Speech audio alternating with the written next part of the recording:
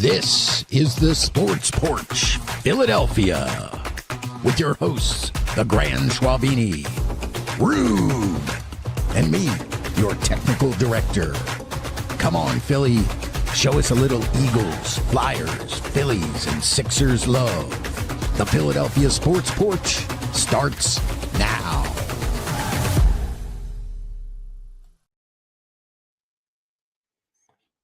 All right. Well, sports porchers, welcome.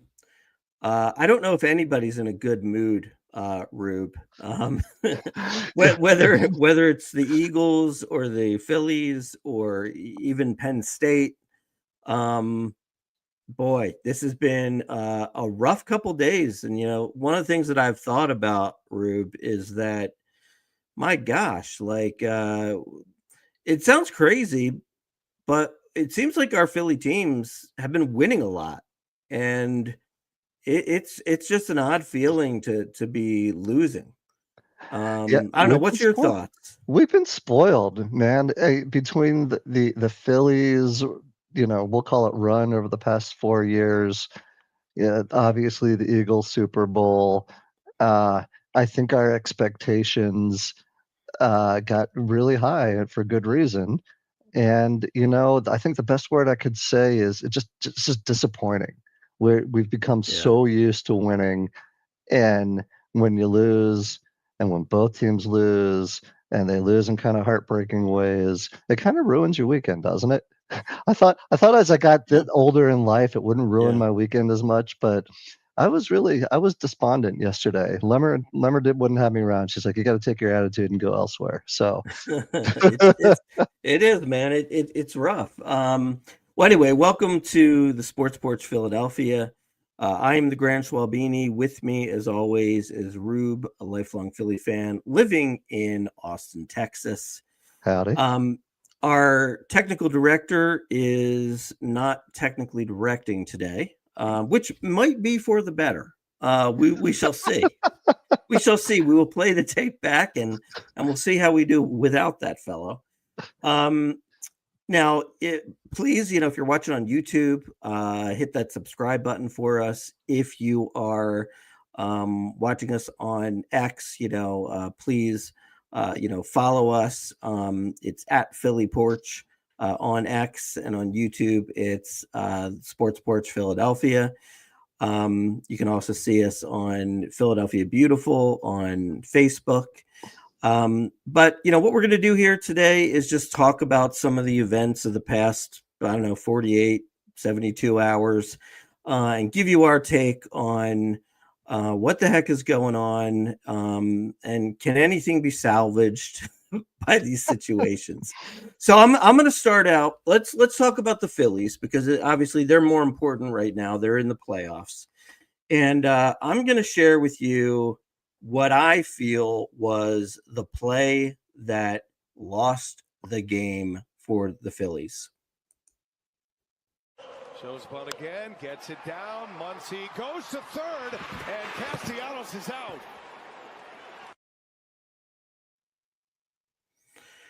There you have it, Rube. I got a million things I can say about this, but I'm going to give it up to you, so you have something left to say. Yeah.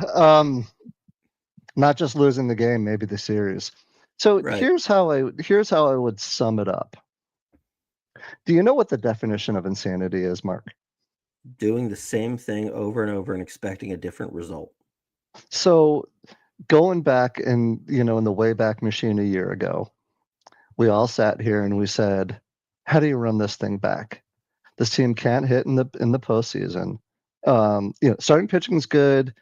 The bullpen looks suspect in the postseason. We can't hit in the postseason, and for some reason or another, we can't seem to manage our way out of a paper bag in the postseason. So I don't know if we have a right to be disappointed or even surprised or shocked, because it's insanity. And I think at some point we just have to come to the realization that we've had a nice run with this group, but this group isn't built for winning the World Series, winning short seasons, making good decisions that are amplified in short postseason series. So I just kind of am falling back on it's insanity and we shouldn't be surprised. And, maybe this is the impetus to perhaps let go of the past and start really thinking about the future. Now, all that being said, it's not over, but I think, Right. when's the last time Philly won a series down 0-2 in baseball? I can't even remember. So, I'd say never. yeah. So Uh, it's as good. It's as right. good as over, right? When we were kids and growing up, Right. like it's over, right? I mean, And yeah. I mean, the reality is for them to win this series, let alone the World Series, means they have to pull off something very similar to when the Boston Red Sox were down 3-0 to the Yankees. I mean, that's what they have to do, which is like a once in a lifetime thing. that's right. They'll make a series about it if they do it. But I think Right. based on what we've seen and what we've seen, not just in this series, but the last 3 postseasons, I don't have a lot of hope, and nor am I No. gonna put a lot of time and effort into thinking that it's gonna happen. So, what Yeah. say you, Well, Grant Schwabini? well, what I would say is now, first of all, you're 100% right on your insanity kind of reference. I agree with you. Look, it's the same thing, on a broader scale. I mean, the bunt is something that I want to get into because I think it was the craziest decision I've seen in a while. But Mhm. the broader picture is yes, Trey Turner, Harper, Schwarber. I believe that the three of them collectively have 2 hits in the whole series. It's probably like And 2 what? for it's like 2 for 20, Yeah, right? with 11 strikeouts. Right. So Yeah. they've been bad. Your middle relief. Now we finally got Duran, who can, be lights out at the end of the game, but we still never really solved your 7th, 8th inning, right? So, like here you got Strom. Like, okay, look, Strom can pitch to a 3.2 or a 2.8 ERA all year.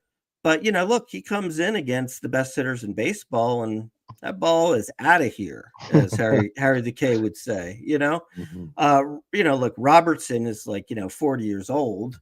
So yeah, we don't have the middle relief settled. So it's the same thing. It's the postseason hitting, getting cold, the middle relief, and that's what's done us in. Now, just going back to the bunt, though. So this is my feeling on the situation. So believe it or not, before the bunt, I felt pretty confident we were going to win this game Hmm. because basically it's 4-1 going into the ninth. Okay, you get Bohm singles. Then you get JT. Does JT double and it's now second and third?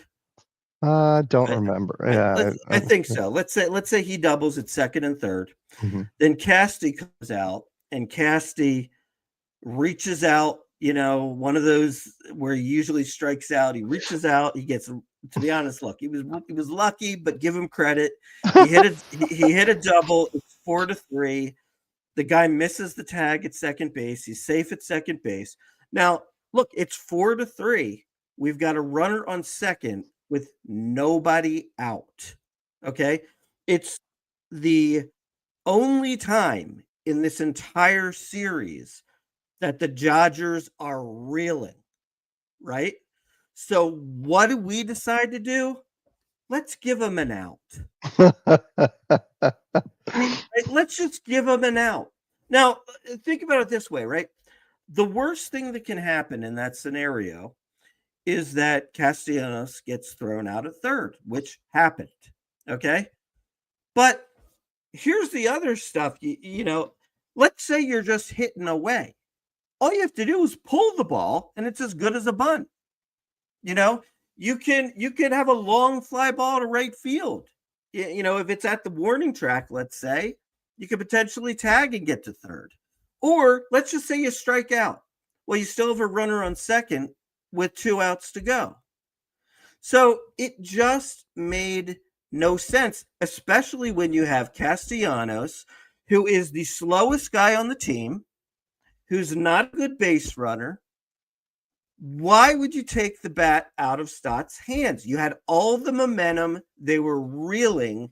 They didn't know if they could get an out in this inning, and you just handed them one on a silver platter.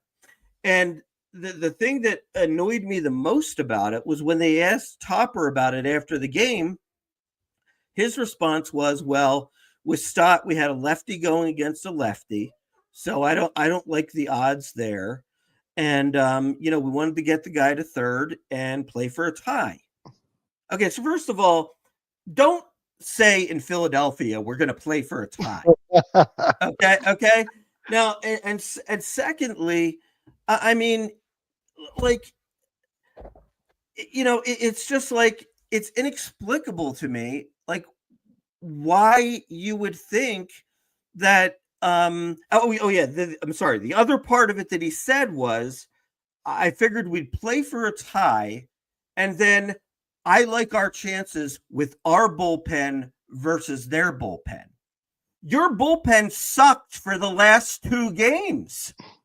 The bullpen's what imploded, not the starting pitching, not the closer Duran. It was the middle relief.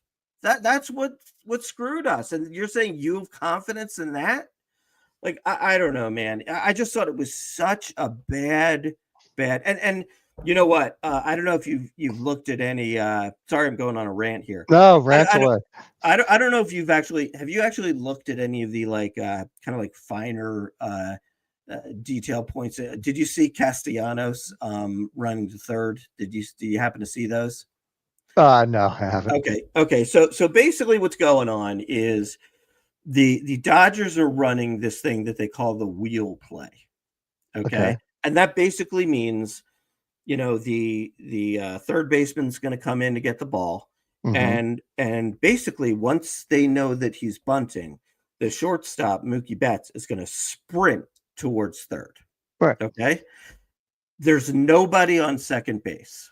Okay. So they were pointing out, and this was Ruben Amaro that was pointing it out. Mm-hmm. Mm-hmm. Ruben Amaro basically said, with nobody on second base, okay, Castellanos could have had about 15 more feet of a lead. Okay. Mm-hmm. But he doesn't. He's like 5 feet off the bag. Okay. The next thing is, and Castellanos is looking at Mookie Betts.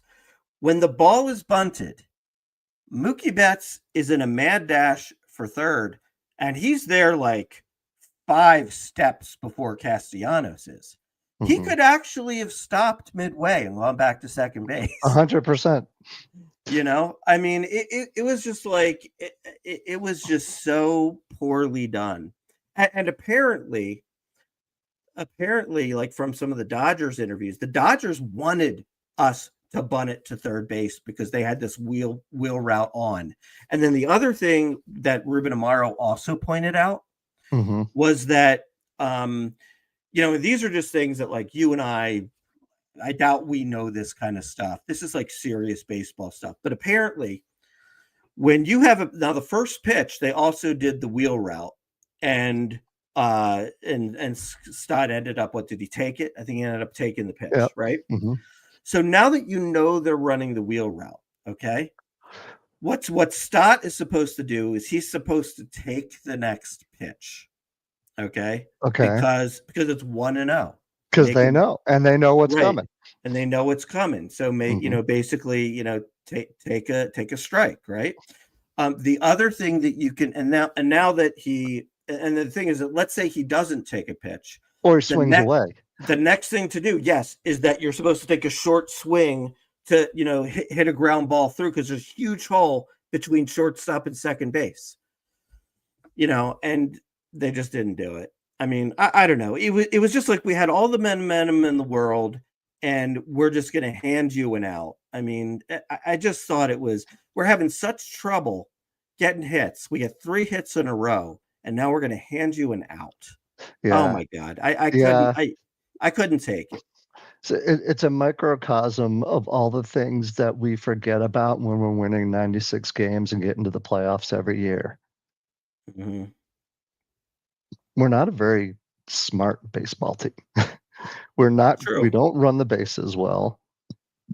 Sometimes we don't throw to the right bag. In those situations, like situational baseball, Right. we rely solely on the long ball. Mm-hmm. Solely on the long ball. And it's like, forget everything else. We are so dang talented that all the other stuff doesn't matter because we're just going to crush the ball, and we're built to crush the ball. And then when you don't hit the ball and you don't crush the ball, again, I'm going back to what I started with, the definition of insanity. This was an all-time bonehead call of a play. 100% agree. It'll cost Topper his job, assuming they don't come back miraculously, win the series, and win the World Mm-hmm. Series, which I think anyone with, I wouldn't bet on that.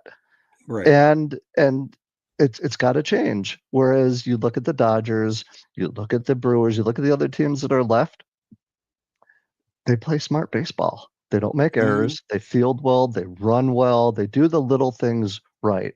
And you just pointed it out. Don't tell me Topper doesn't know the wheel route play and not to do this and not to do that, or that Castellanos isn't smart enough to run back to second base when he sees what's happening, or that Stott takes the pitch and figures out a way to bunt it the other way. I just, there's so many, just that is a microcosm of bonehead all in one play that cost us the game and will cost us the series. So Yeah. I couldn't agree more. agree. And you know what, Mark? I was thinking about my comments and commentary and narrative for the show, and I was trying. And I knew you were coming in reared up and ready to go, with honest, brutal truth. Some people call it Negadelphia. I don't. I think it's right. We've seen it enough, and I was going to come in with the other side of the coin, like, hey, it's okay. The Phillies are going to be okay, and here's why they're going to be okay. And then we'll get to talking about the Eagles. The Eagles are going to be okay, but I think I just couldn't do it because I see it with my eyes, and my eyes don't, and eyes don't lie. I can't be surprised or disappointed in this. I can't be surprised. I am disappointed, but what should we expect? Well, And what it is we fell for it again. We fell for it again. Hook, line, and sinker. Yep. Second most wins in baseball. Where does that Right. get you? The bad decisions, the lack of heads up play. Right? Remember, our dads used to say, heads up play, good heads up play. Right. Always be thinking about the next play. Right. They don't do that. They just react, and sometimes the reaction's really good, and sometimes the reaction's bad. In this case, it's not heads up baseball. No. Now, what do you think about? I think the next thing that is a huge question mark is, why are we going with Aaron Nola in Game 3? Is Ranger Suarez injured and they just don't want to admit it because Topper said there's nothing wrong with him? I mean, basically, Topper said, they said, why are you going with Nola over Suarez? He says, well, I'm going Nola. I don't know how long he's going to last, but Suarez is going to back him up. And Nola's never pitched out of the pen before. So we talked about that last week. That was Rob's point. Yeah. Right. And, it's like, wait a minute. So we've got one game to win or our season's over. And we're going with we got to pitch Nola because he's never pitched out of the pen before. But you trust him? He also says, I trust him. I mean, I don't know, man. Like, oh my God. He's going to have to listen. He's going to have to pitch at some point, right? If the series goes on, and maybe this is just his like, hey, I think I know it's over for me. I'm going to go with the guy who I'm going to go with my guy, and I'm going to go down with my guy swinging. Yeah. And and here's like another thought too. Like, you know what else is in my mind kind of a bad decision by the Phillies in this playoff situation here. Do you realize that we have 13 pitchers on the roster for a 5-game series? That's crazy. It's crazy. It's crazy, right? What would you like do differently, right? Could you have had a pinch runner for Castellanos last night? well, here's exactly what I'm thinking. Okay. Okay. So we have what's his name? Lazar. Is his name Matt Lazar? Yeah, Mike something like Lazar? that. Yeah, Something like yeah. that. Okay, so there's some dude named Lazar Mhm. who, unless there's some crazy 19 inning game tomorrow, is never going to pitch in the series. And yet we could have had Rojas come in to pinch run, and he could have gone out and played the outfield better than Castellanos. Right now, look, I don't think Rojas is anything good at all. I don't really even think he's a major leaguer, but he's a good pitch runner. Do you know what? Actually, I did hear. I think he was Yeah. dinged up Oh, was before he? the playoff run, so there could be a little bit of logic in Yeah. that. But your point is valid. Your point Right. is if you can't get through a 5-game series with less than 13 pitchers, you really have no trust in your pitching staff whatsoever. Right. And again, situational baseball. We've been Mhm. out coached, and these decisions are amplified in short series. Dave Roberts is a good coach. I hate to say it about Topper. He's not built. He's not a postseason coach. He doesn't appear to No. be a good situational coach. Seems like a nice guy. I'm sure he's a player's coach to a Mhm. certain extent. And maybe he was a little bit too much of a player's coach. I keep talking like it's a past tense. Um, Right. and that Well, he's not, it and feels he's like not calling his players on their shit, right? Castellanos is a no-brainer. At some point, he had to do that to earn a little respect, it. Mhm. and that was a good move. But do you think he's telling Bryce Harper or even Castellanos, uh, practice our base running, practice our situational baseball, practice putting down a freaking bunt that they're not going to wheel and turn around on? We've been exposed, and Mhm. that's all there is to it. And we can talk until we're blue in the Yeah. face, but again, I'll kind of finish my thought with where I started. Why should we expect anything different this year? It's the same shit, different year. They gave us a nice regular season. Woohoo! Philadelphians aren't here for regular season second place trophies. That's correct. I agree. Now, what do you think? What percentage chance do you have them coming back and winning this thing? Less than 1%. I don't know what the Really? odds are. Really? Really? Whatever the odds are, do you see Uh, anything that makes you believe that uh, we can beat Otani if he comes back? Even well, if we right. or Snell or any, Well, their starting well, pitcher is really and good. You got to I give them know. some credit. Yeah. Well, They've been very and good. you know what's just really freaking frustrating too? I mean, like, have we struck out like Otani like 8 times in the series? Yeah, it's I crazy. I mean I mean, it's insane, like, the job our starting pitchers have done, and Yeah, we can't give them any help. no. Um, I don't know, like, You give them here's more than you give them more than what the Vegas odds are. I don't even know what the Vegas odds are, but I I'm don't know what the assuming Vegas it's odds are. very, very, very, very low to come back and I win mean, 3 games I'm on the gonna road. I'm gonna say that well, it would be 2 on the road Two, and 1 at two, one. home. All right, Yeah, I'm gonna give him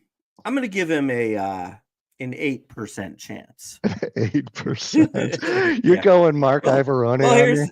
no, here's my thought. There's a few things could potentially go well for them, okay? Please tell me. I want the gods to hear it. Hit me. Number 1, it might be good for Trey and Kyle and Bryce to get out of Philadelphia and to almost kind of like have no pressure in Los Angeles. And just I say mean, F it. I think everybody at this point thinks, they got to have a mantra now of like, hey, nobody believes in us. Let's just go out and play ball, right? So, and there's nobody's going to be booing them when they strike out. You know what I mean? So, there's maybe the pressure's off a little bit. Look, Aaron Nola has been a very good pitcher in the playoffs for us. Maybe he comes up with a big game, and that's something that propels us forward. And just look, I mean, here's the bottom line. I mean, the bottom line is, look, you just got to win 3 games. I mean, we've won 3 games in a row against very good teams many, many times this year. So, you win one, and all of a sudden the pressure's on LA. Can they close it out at home? It's very similar to when the Diamondbacks beat the Phillies a couple years ago. Yeah. So it's there's a possibility. I'm not seeing anything to lead me to believe it's going to happen. I mean, essentially what has to happen for this to even get started is Nola's got to be coming out, throwing one of his best games, and Bryce and Schwarber have to homer, and Trey Turner's got to have like 3 or 4 hits. Like, if that happens and those guys can maybe get hot, that's their chance. But look, I'm saying less than 10%. Yeah. Well, I from your mouth to God's ears, my mother used to say, they can figure it out. There's nothing I see. There's no indication that tells me that. So all that has to happen. And oh, by the way, the Dodgers have to collapse. And I don't Correct. see the champ. They're the world champs for a reason. They have the highest payroll in baseball. They're well coached. They have, they'll let their starters go long if they have to, and their starters have been very good. That would be monumental. So here's hoping. Yeah. You never know. Yeah. That's You why they play never the know. game. That's You why they play never the know, game. Rube. You never know. That's right. All right, let's move on to the play that I think caused the Eagles to lose. Here we go. All right, have fun, AJ Brown. I think AJ lets up on this play. He lets up, bro. You piss and moan about not getting the ball. And if you just ran your route, you catch that and you walk into the end zone. But he just lackadaisical. Bro, go read a book. Do we know who that person is, or is that just a video? I don't know who it is, but that was great. But he basically said what I was feeling. Do you know? So, I heard. By the way, I heard some stat. They were talking about route running, and like Devontae's supposedly pretty good, is very good, and like maybe like the top whatever. Right. AJ is like one of the worst of all starting wide receivers. He's like 80th out of 89 or something like that. Right. Now I'm not a big Donovan McNabb fan. I mean, because of course I loved him at one point, but then I just kept defending him until I could no longer. You know what I mean? So I'm not a huge fan. But he was on. He has a regular spot on one of the Phillies. I heard it. Oh, you heard it? Yeah, he basically said it was a horrible route. Yeah. I mean, and here's the thing. The thing is like it was 17-3. There were 3 minutes left in the third quarter. They hit that play. They're down 3. They're down 3 touchdowns. It's over. I mean, I just can't understand the lack of effort when you're bitching and moaning about not getting the ball. Well, the ball came to you. I'm sorry you didn't think it was going to. He some of his comments after the game, he was saying like, well, at this point I looked back and I didn't see the ball, and then I looked back again and didn't see the ball. I mean, like, can you just run your route? It was a delayed play, but it wasn't smooth. And I think that's part of the problem. Yes, it was a very bad route, but they look out of sync and kludgy, right? They don't look like, and I don't know whether it's coaching.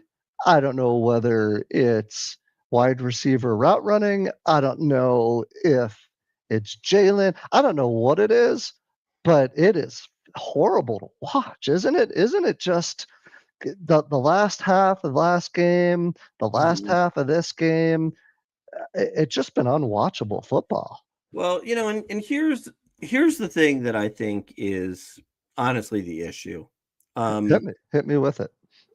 Well, it's 2 things. It's number one, it's a new offensive coordinator again who's never called plays before, and it's showing.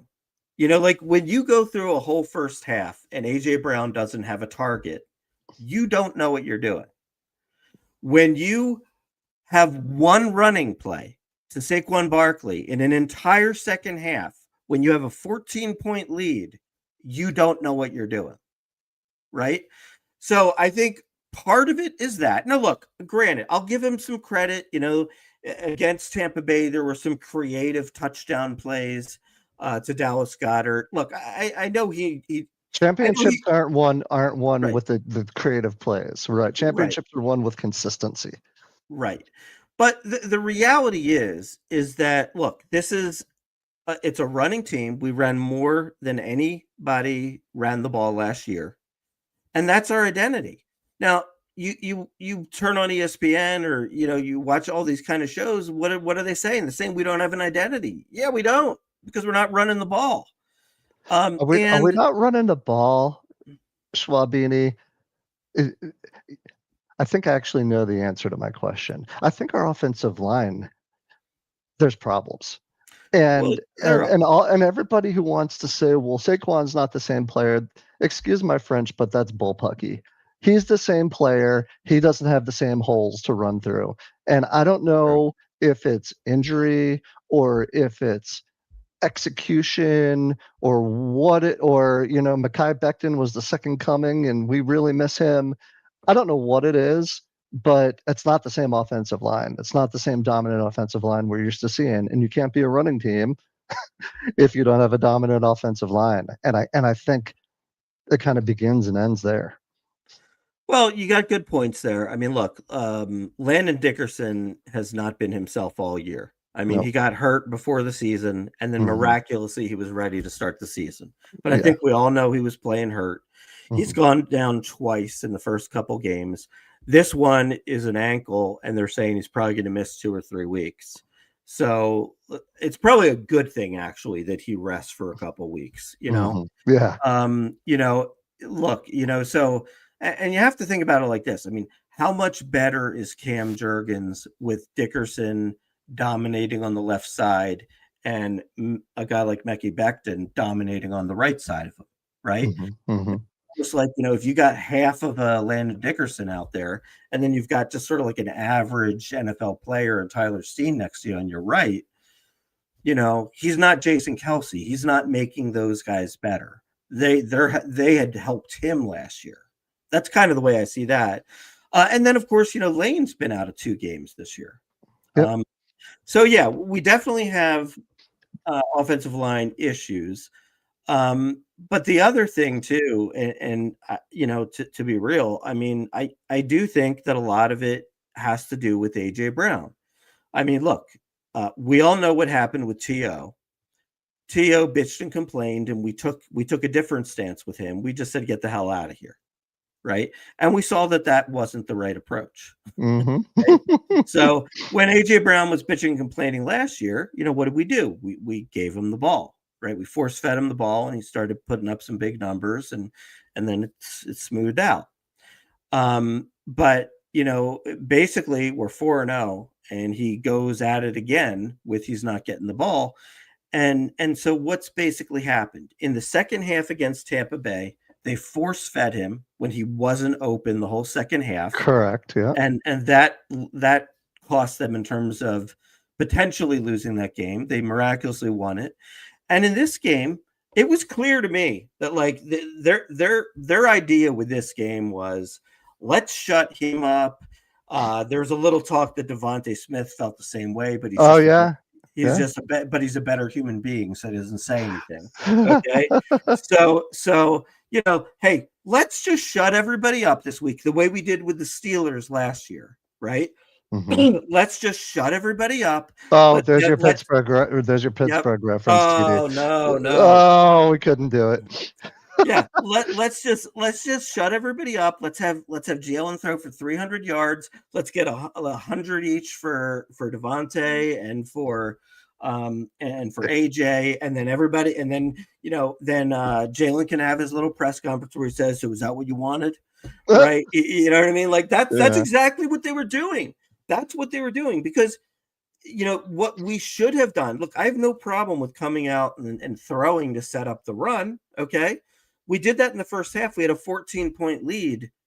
We shouldn't have had one running play in the second half with a 14-point lead. That makes we're not adjusting at halftime. No. And we haven't played 4 quarters yet. So remember last year it was, God, we can't get out of the gate.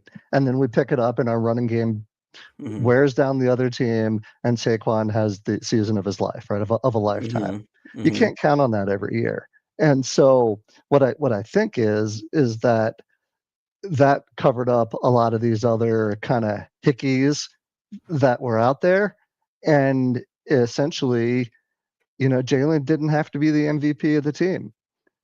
This year, he feels like he's got to be the MVP of the team, and I'm not quite sure he's built for that type of role over 16, 17 games. Can he go win the big one? Clearly he has. He's done it, and he's played well in those big games. But is he going to be consistent enough? And, our receiver is going to get open enough? And are we going to and is he going to stop playing so conservative that they start playing and having a little fun? It kind of feels like they've sucked all the fun out of that offense, doesn't it? Right. Yeah, a little bit. Yeah.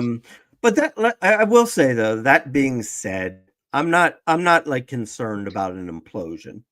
I think that the talent is too good for them to fall apart. And I also think that really the reason why they fell apart 2 years ago, it was the defense.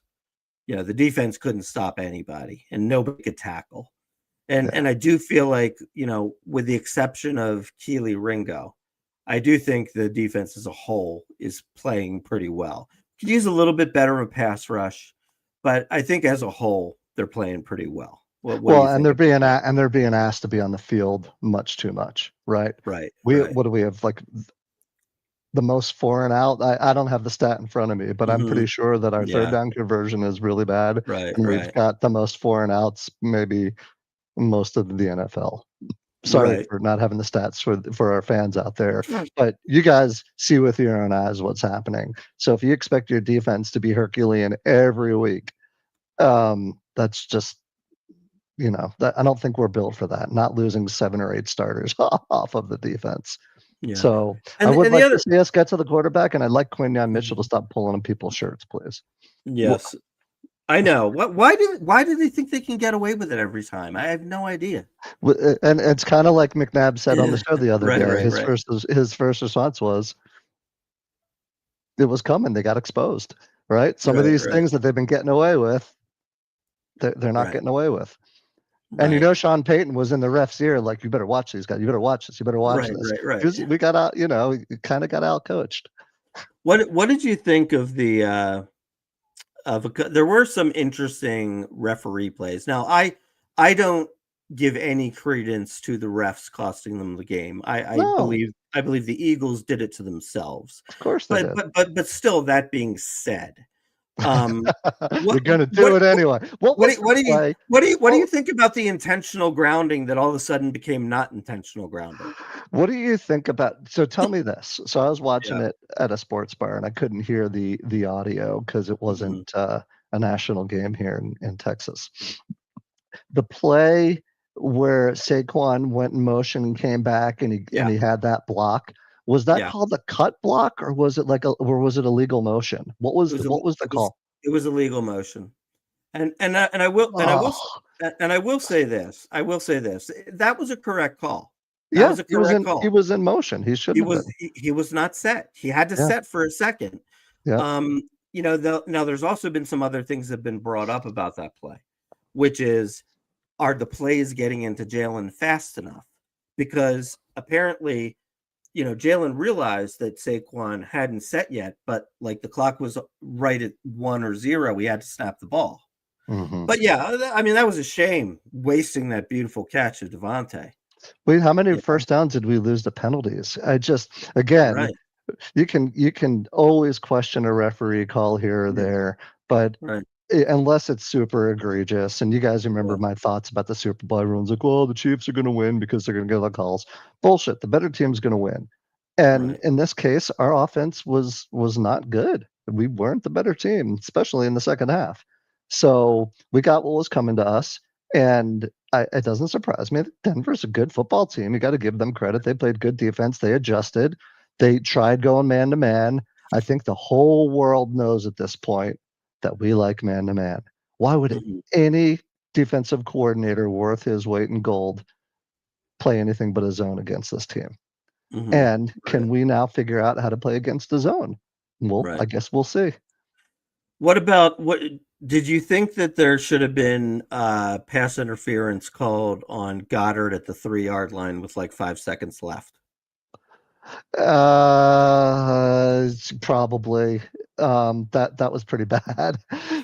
that was pretty bad. It was pretty bad. Now, to be Yeah. honest, though, I think what happened was I think the ref had his eyes on the guy who was coming in to try to intercept the ball, and I think he Mhm. missed it. I think he missed it because of that reason. Yeah. But again, I mean, I'm not gonna say we lost the game because of that. I mean, we had a 14-point lead and we couldn't run the ball. You know, I mean, Couldn't do anything with the ball, and we shot right, ourselves in the foot. So, right. what do you think happens here? What I kind of do have that feeling from 2 years ago when we were 10-1, Hmm. and we didn't, we've been around long enough to know that it just didn't feel right. It didn't feel Hmm. good. And the beginning of the season hasn't felt, kind of feel like we're super lucky to be 4 to be 4-0 and now 4-1. Hmm. How do we get this right? What's the message to the team? You're Nick Sirianni, Grant Schwabini. What's your message to the team? Behind closed doors, not your message to the Yeah, media about we gotta, yeah. we gotta go clean some stuff up, and that starts with me and bullshit. Hmm. What are we Yeah. doing to fix this?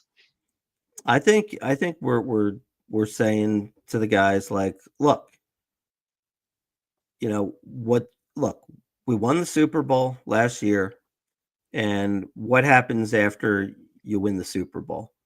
Everybody feels like they got that notch on their belt and they want to put up numbers. And the bottom line is we don't win games by playing for stats. We're a running football team. We haven't established Saquon Barkley in the first 5 weeks. We need to get back to establishing the running game with Saquon Barkley and our other running backs.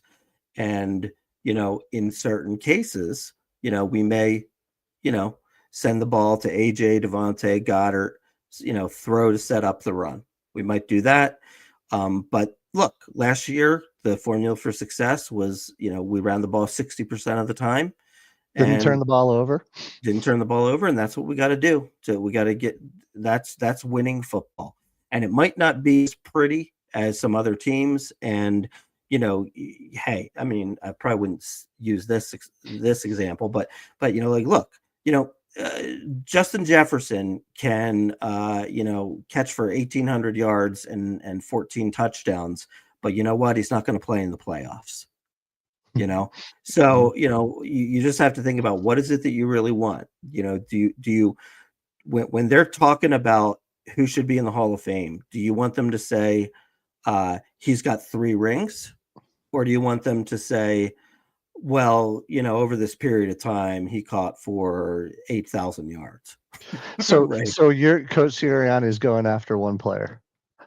No, it's not one player. It's I'm going after I'm talking to the offensive coordinator, in terms of play calling.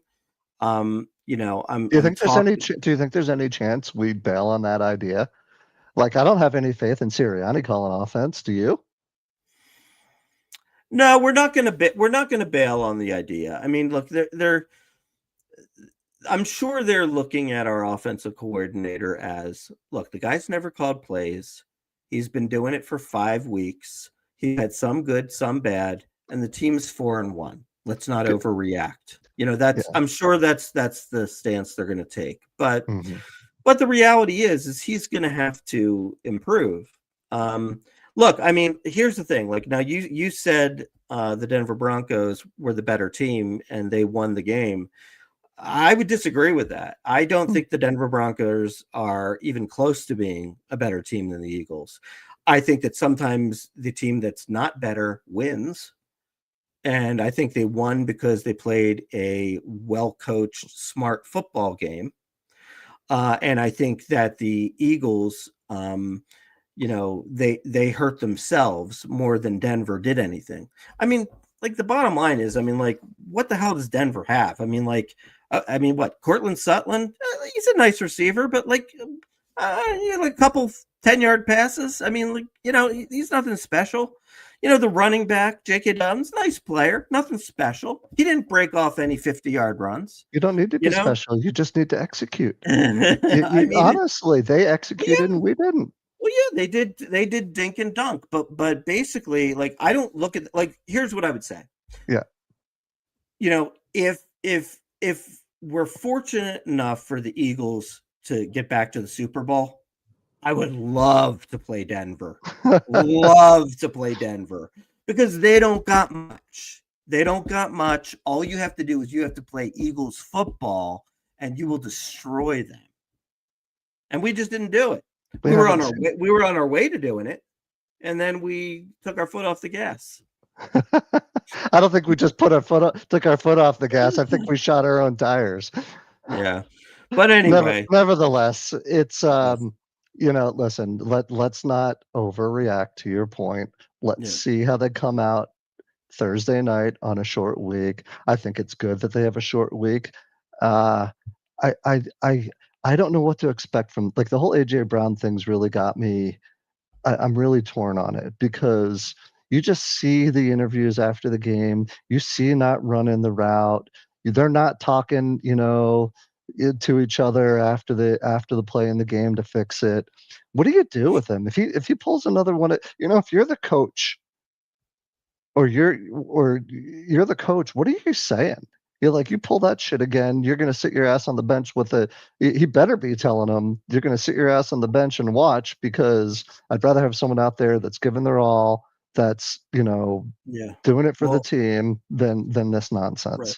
Well, Rube, actually, it's interesting you say that. There was a little breaking news right before we went on the air today.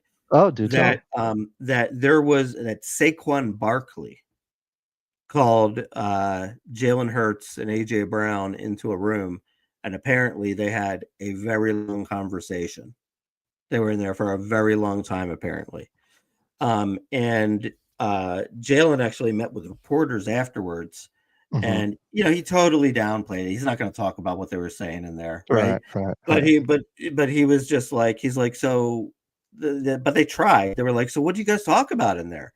He's like, hey, it was just teammates being teammates, Yeah, we're talking about the Bible. all for one and one for all. We just want to be, get the collective going, and we want to work together, and we want to get better, and blah blah blah blah blah blah.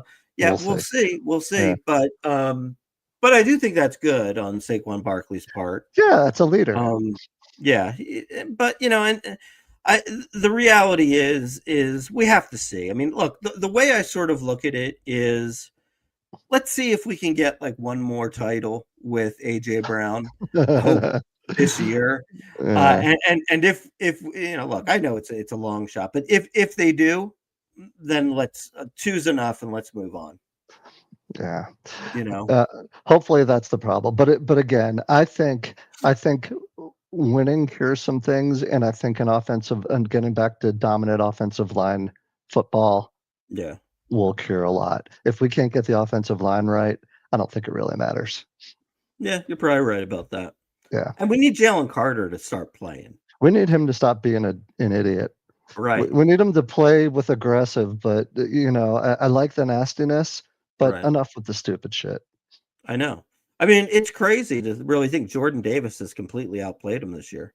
Yeah, well, yeah, he's gonna have to mature, and again, we shoot ourselves in the foot with bad penalties and being stupid, and we're not going to win that way. So, hey, when's our bye week? When are we?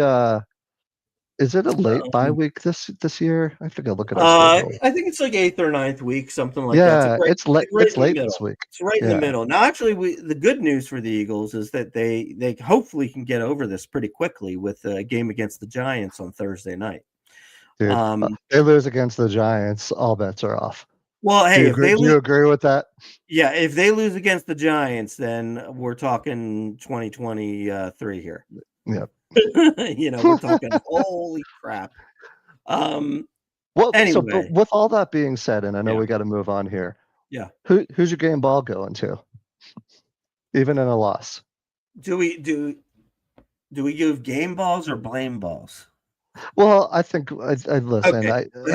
I did want to well. end on something positive. We've been Okay, really let's. negative. We've been really All right. not negative. We've been very honest this Yes, we have. evening, and I Yes, think we have. rightly so. Well, Yes. maybe like who's going to turn the tide for us on the Phils, and who's going to turn the tide for the Eagles? Who's going to be that X factor for us going forward? How about that? Well, so you don't want the game ball? Well, all right. Give me the game ball. Okay. Give me the game Okay. ball. Okay, give So me the game ball. somebody who played well on Sunday for the Eagles. Devontae. I think Devontae had a really good game. Yeah, Devontae Smith for sure. Yeah, he went over 100 yards, competed, made a great play on what could have been a game-winning drive that unfortunately was not. But yeah, that was, and it was, and also just an honorable mention. It was beautiful pass from Jalen to Saquon on that wheel route. Yeah. By the way, you know what? Before I want to get to this just because I think it's unbelievably incredible. Hit me. Did you catch this? Did you catch what Jalen Hurts did on the Hail Mary? Tell me. No. Okay, so there's video out of this. Okay. I mean, I've never seen this before. I couldn't even imagine this being possible. What Jalen Hurts does is he runs around and he throws up the Hail Mary and he takes off on a full sprint to the end zone To try to catch it? to potentially get a batted ball. Dude, he was at like the 3-yard line when the ball hit their hands. Oh my gosh. That's unbelievable. It was unbelievable. And I heard him interviewed about it. They were like, what was the thought on that? He's like, hey, you never know. Anything to win a game. You never know how it could happen. Yeah, that's like the pitcher backing up the the play at first. I mean, that's awesome though. I have to say. I mean, He's a somebody winner. Listen, the guy's Yeah. a winner. You want to follow him. I just want to see him be consistent throwing the ball. I really do. I really want to be a Jalen defender until the end of all time and put him up there with those great quarterbacks. But I don't, I'll give you a good example. Did you watch the Monday night game last night? Buffalo, New England? No. The Jaguars Kansas City game. Oh no, I did not. No, and listen, I wouldn't trade quarterbacks, for anything. But I tell you, this Lawrence kid, he showed some moxie. He threw some lasers, some great passes last night. So I think he's coming around, and they're 4-1. So let's keep our eye on him. And he made a play at the end where he fell down. Did you see this? I did see that. That was unbelievable. He was trying to get up. He was trying to. We've all been there, right? We're like, just get up, don't lose the ball. Right. That was an amazing play. But I want to, I want to see Jalen throw lasers like that, and I just don't think that's his game. I think he's good with the deep ball, and obviously he's good with the run. But I'd like to see him start throwing some darts in the middle of the field for some quick, button hooks or slants, or whatever. And we don't do that, and we haven't done that. And it feels like in any of these offensive coordinators. So is that a limitation on the coordinators, or is it a limitation on him and where he wants to throw the ball, or the velocity at which he throws the ball? I don't know. I don't know. Who knows? Anyway, we digress. Let's win Thursday.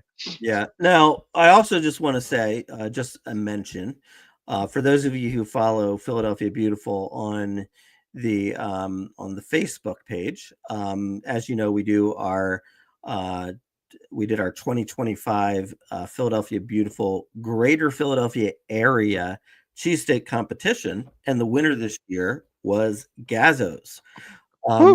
We are the TD and I are going to be hitting up Gazzo's on Friday. We're going to be presenting them with their winning bracket to put up in their store, and we're going to have some of their great food, and we might actually just show up at another cheesesteak joint or two over the time that we're there. So looking forward to that. Will you And guys Will you guys take some video? yeah, I think we are going to try to do some video. So, Good. we'll have some fun with it. But now, as we head down the final home stretch here, it comes time for what we call stream sauce, or what we're watching. When did it And become Stream Sauce? I don't remember that. I must have been out for those shows. we had another show called Off the Grid, and Okay. we called it Stream Sauce. Okay, We're Stream Sauce. basically like, you're filling up a pot. So we're helping people figure out, like, what should you watch? Well, how about some, chicken stock? Well, that could be a show on Netflix. How about some celery? Hey, that could be a show on Prime. We like hot sauce down here in Texas, so maybe see, with a little hot sauce in there. a little hot sauce in there. Okay. And then when you got it all together, what do you got? You got stream sauce. And Okay. What and is so what is basically, Stream Sauce? what stream sauce is we know that there are so many different shows that you could be watching. And it's really hard to pick out which ones are good and which ones aren't. And sometimes, when you watch a bad one, you feel like, oh man, I wasted my time. Sometimes you can't even, find something that you want to watch because you're watching trailers and then it's too late already. So what we do here at the Sports Porch Philadelphia is we save you time. We give you that time back. You don't have to, do anything. You just have to listen to us. We watch the programs all the way through. We either tell you if it's, we got through a season, have to either get through a season, or if it's a movie, you have to watch the whole movie. And we give you a thumbs up if we're telling you it's a lock. You have to watch it. It's going to be good. And thumbs down means don't even waste your time. No, every blue moon will give you a thumbs up, thumbs down. And that kind of means, you're on your own. But let's start with you, Rube. Okay. You have been watching The Pit. The Pit, based in that town that we will not name. Yes. So this is one of those shows. I tried to start watching many months ago, probably when it first came out. I like Noah Wiley from ER fame. I like doctor shows. I think that they're one of my favorite genres of TV shows. And for some reason, one reason or another, I just couldn't get into it, or like we lost HBO Max and I couldn't watch it. Anyway, so I said, you know what? I'm going to watch this one. Lemmer didn't want to watch it with me. She went away on a girls' weekend and I binge watched a lot of it. And let me tell you something. It was really, really good. And this is before, and by the way, it won all sorts of Emmys as well. Mm-hmm. And for those of you who haven't watched it, the idea is Noah Wiley is like the head whatever resident in the in a Pittsburgh hospital emergency room. As you can imagine, chaos ensues. But what's different about this show is that it shows every episode is an hour in the day. It's like 24, that show. And it was really, really, really well done. Like, to the point you can't believe that these actors weren't really doctors. It was amazing. And it tracks, your new students who are on their first day. There's some drama amongst some of the doctors.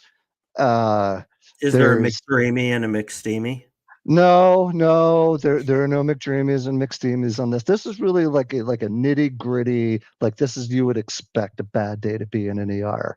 Okay. And the acting was super. And there's a big event that happens towards the end of the season that is just, it's wow. And so when I was watching it, I'm like, oh, it's really, really good.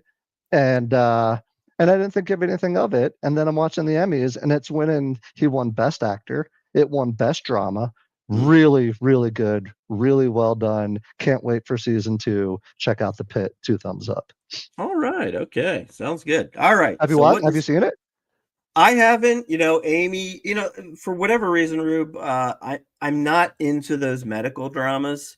Okay. I for some reason I don't even like the idea of being in a hospital. Little squeamish, are we? Right. But Amy loves them, and she watched it, and she says it's great. So Okay. so I believe you that it is awesome. Mhm. Now I have been watching Platonic with Seth Rogen and Rose Byrne on Apple TV Plus. Rube, have you seen it? I watched one episode of it and I couldn't watch it anymore. Oh no! I really didn't like it. Really? Yeah. Well, I watched. So I've now completed season 2. Okay. And I have to say I really like it a lot. Okay. It basically what it is Rose Byrne, she marries kind of like the guy you're supposed to marry, she's a lawyer, he's a lawyer, and they're working at a nice law firm. Then Rose Byrne decides once they have kids, she wants to stay home, be a stay-at-home mom. Okay. Mhm. So now she's sort of out of the working world and, kind of feels like in some ways she's enjoying her time with her kids, but at the same time, she's feeling like, is she doing anything? Is she contributing anything? Like, does she really even have a life besides the kids? Right.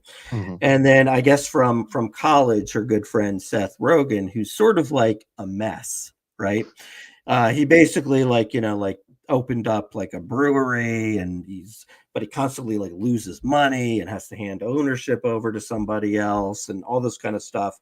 Uh-huh. And they kind of like connect again, and they start kind of like thinking about like when they were in college, like and all the fun that they were having. And so they end up like, start hanging out together all the time. And they're just doing all these kind of like immature things as like, as her husband is just like, what are you doing? Yeah, Like usually that leads to infidelity. Right. And Yeah. it's just, I just found it to be very funny.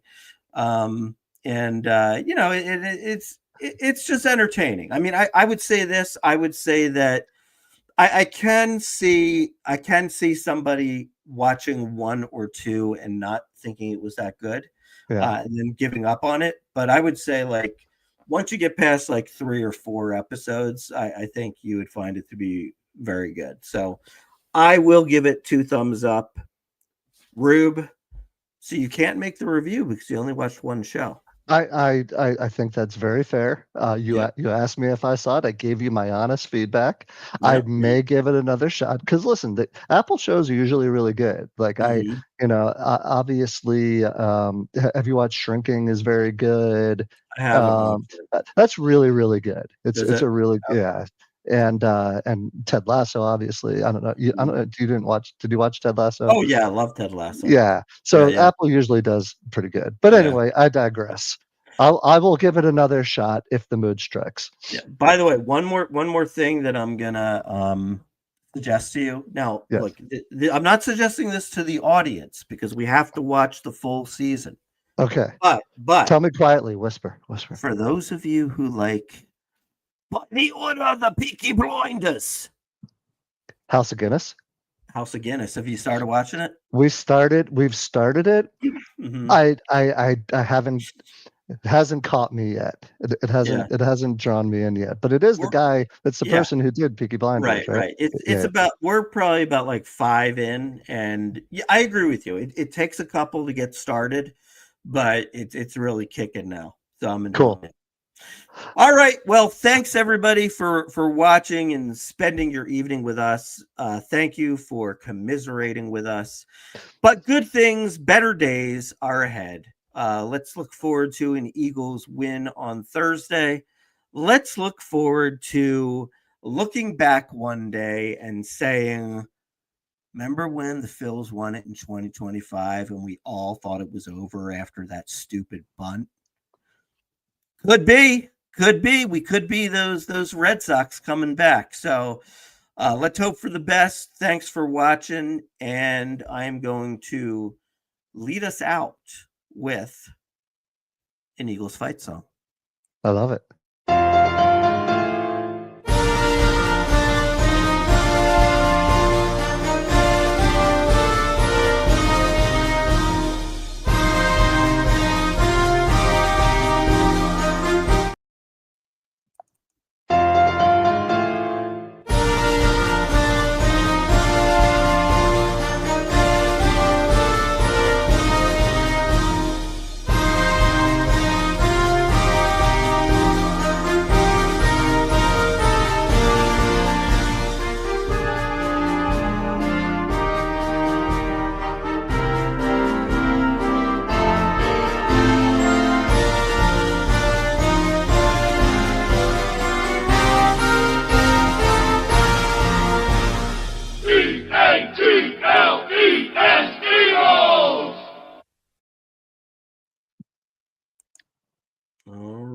bunt